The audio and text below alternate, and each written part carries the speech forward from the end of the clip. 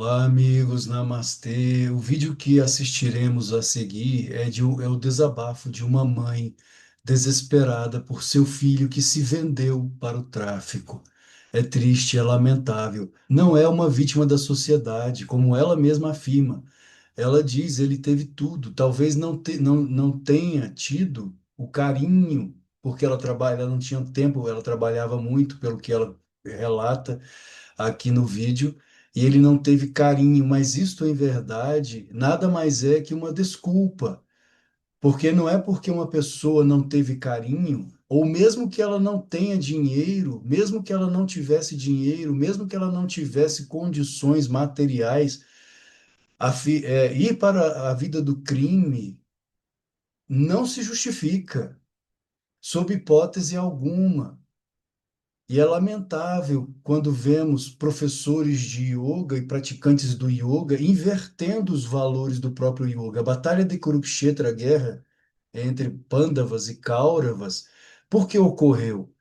Porque os Kauravas, primos dos Pandavas, agiram de forma fraudulenta. Em um jogo fraudulento, Duryodhana fez com que os Pandavas perdessem tudo o que pertencia por direito divino e inalienável a eles, aos Pandavas.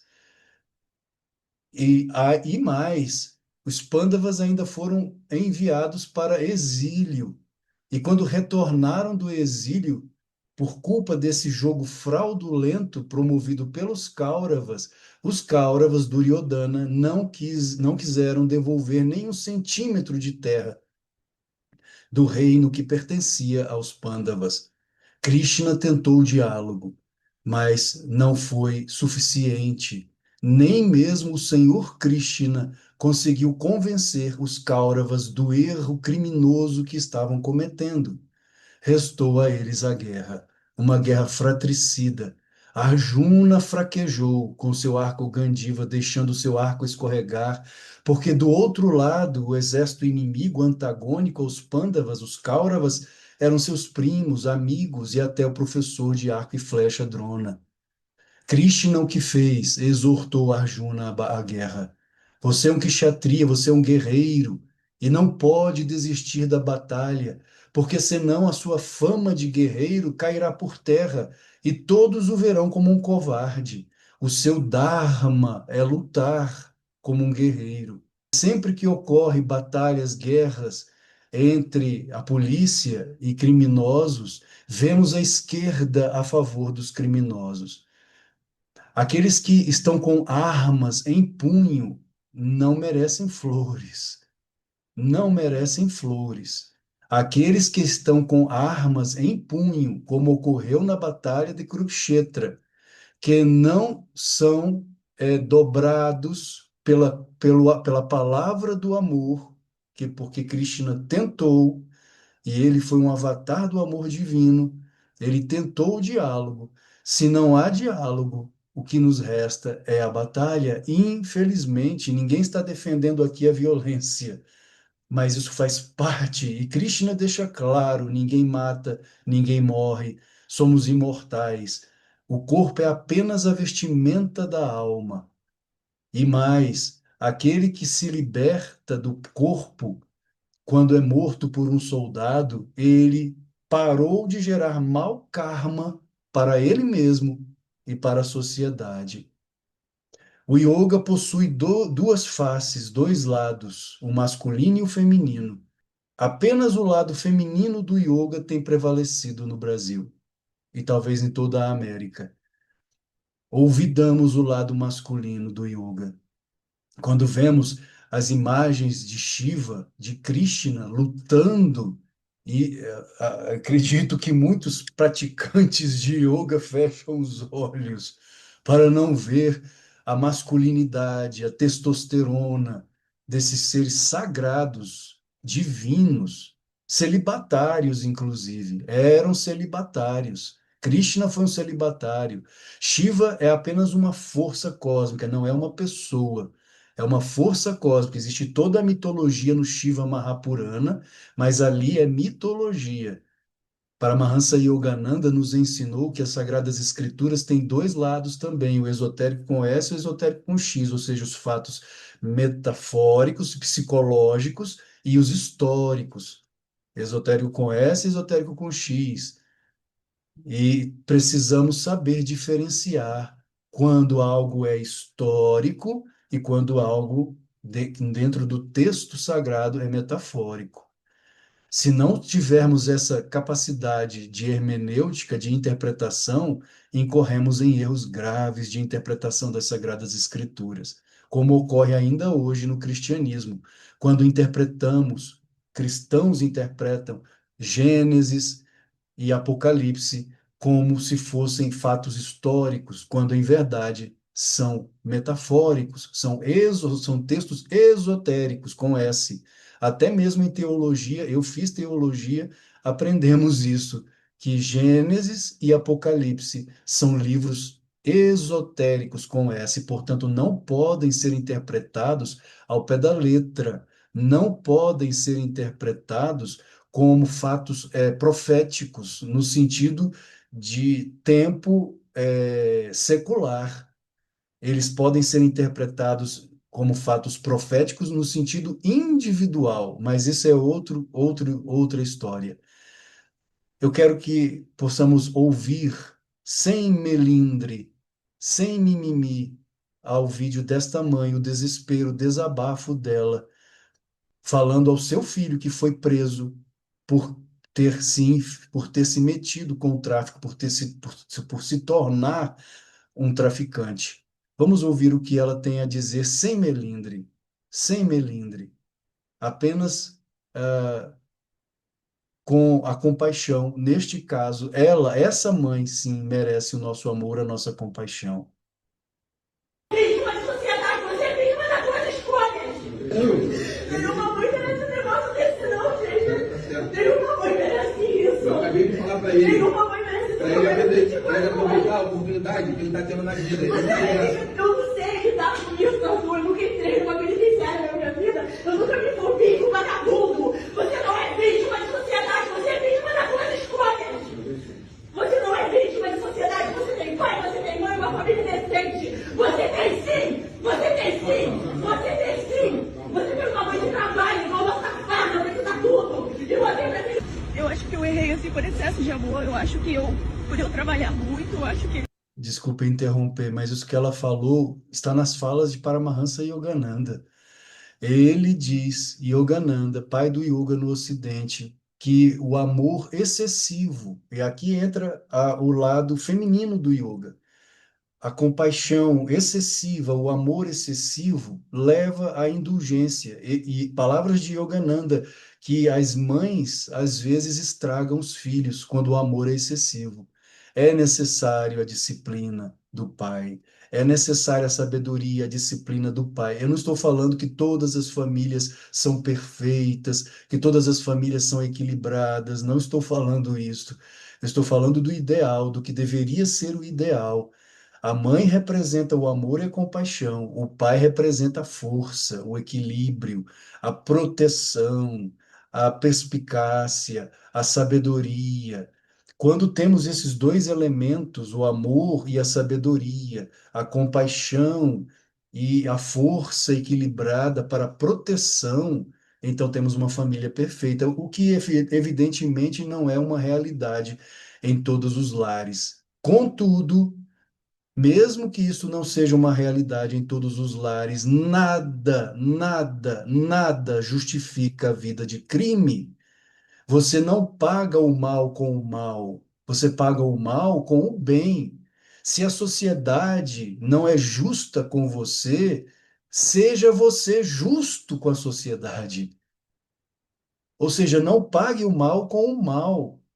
Não é enveredando para o crime, para as drogas e etc., que você estará agindo corretamente. Pelo contrário, aqui existe o mal na sua família ou na sociedade. E aí você contribui com mais mal, a sociedade se transforma em quê? Em caos, em uma pedra de rolamento.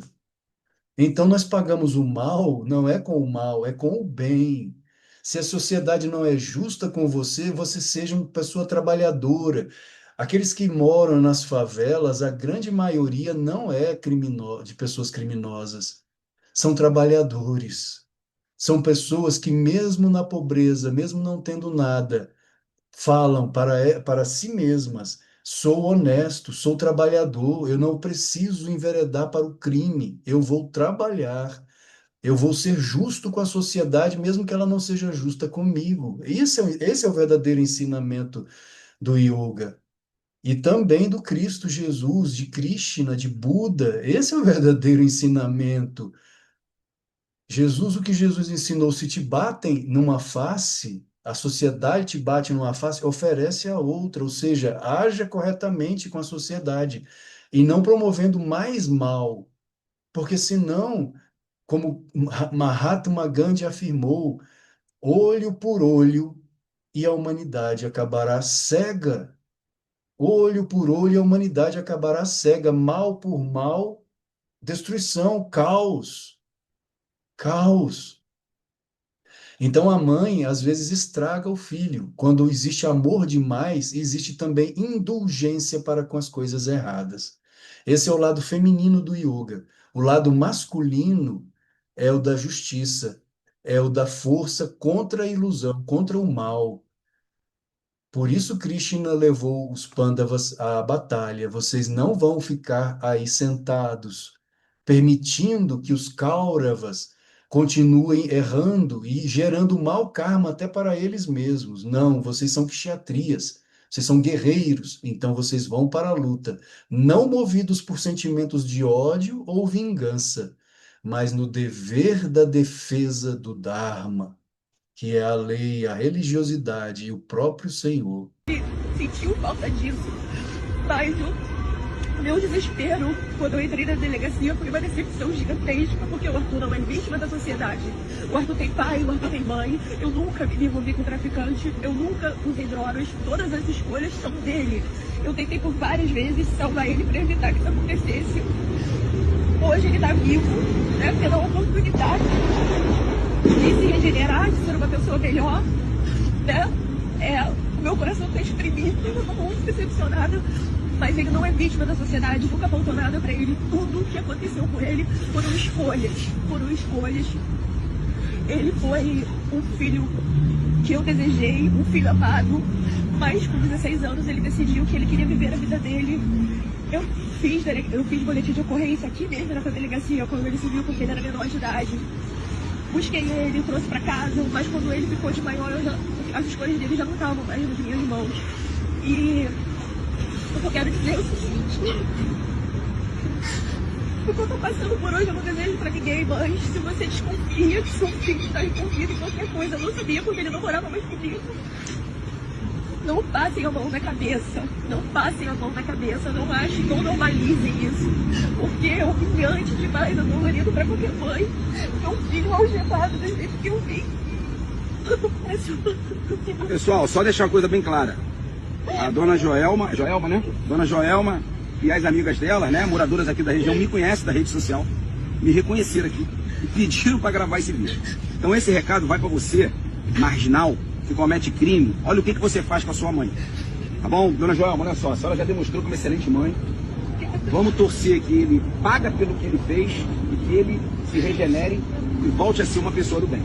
Tá bom? Então tá bom, pessoal. Ela me procurou, eu vou divulgar isso aqui com a autorização dela. Tá bom? Um abraço aí, pessoal. Até mais. Então é exatamente isso.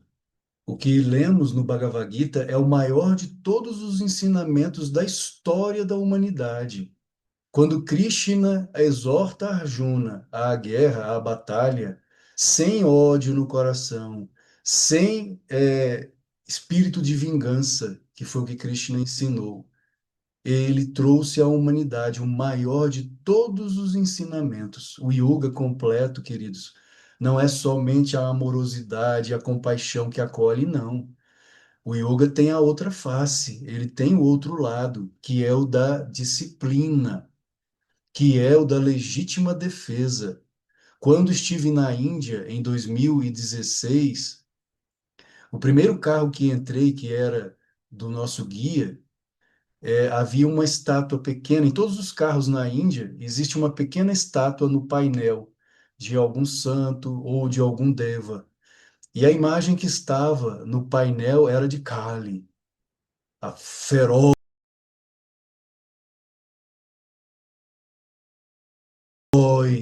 poderosa Kali. Kali, quem é Kali? Kali é Parvati, a doce Parvati. Ela é Parvati, ela é doce, ela é amorosa, ela é do lar, ela é a esposa de Shiva. Mas contra as forças das trevas, da ilusão, do adharma, do crime, contra os demônios, ela se torna um demônio. Ela se transforma em uma forma demoníaca, com espadas nas mãos, em vários braços, com a língua de fora, com aspecto demoníaco, contra o quê? Contra os demônios, contra o mal. E eu então perguntei ao nosso guia, o Debache, por favor, Debache, me diga qual a sua visão a respeito de Kali, eu vendo ali a imagem dela no carro. E ele respondeu de uma forma muito sábia. Em poucas palavras, ele disse: Kali é a mãe. Com um braço, com uma mão, ela nos acaricia, ela nos conforta, ela nos ama. Com a outra mão, ou as outras mãos, ela nos disciplina. E isso é yoga, amor, compaixão pelas coisas corretas, disciplina, legítima defesa. É o adágio do yoga, é o adágio do Sanatana Dharma, que Yogananda repetia muito: ser mais suave do que a flor quando se trata de bondade, e mais forte que o trovão quando os princípios éticos, morais, o Dharma, estão em jogo. Namastê.